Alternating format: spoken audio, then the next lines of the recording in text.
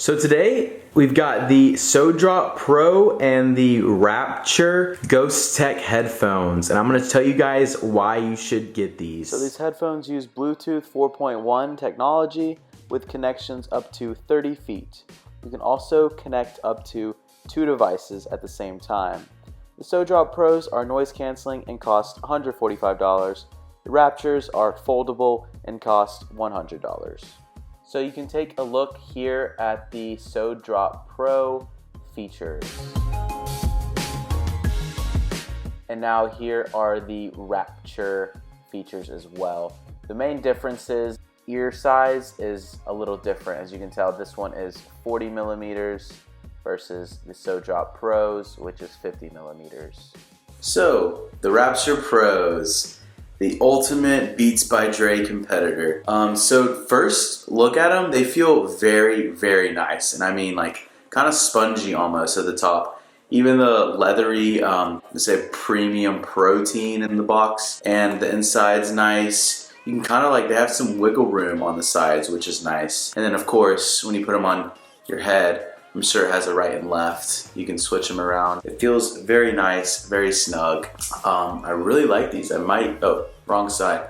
I might use these as my everyday headphones. And of course, it's got the ANC right here button, which the ANC button means auto noise canceling. And then it has a 3.5 millimeter phone jack at the bottom. I don't know if you guys can see that. But yeah, overall, it just looks very high quality, very premium. Definitely worth $145 in my opinion. I mean, but what do I know? You know, you've got your up arrows, down arrows, and I'm sure this is the power button. Not really much more to this, but these are just like super sleek. And they obviously raise up a little bit, raise down, other side, same thing.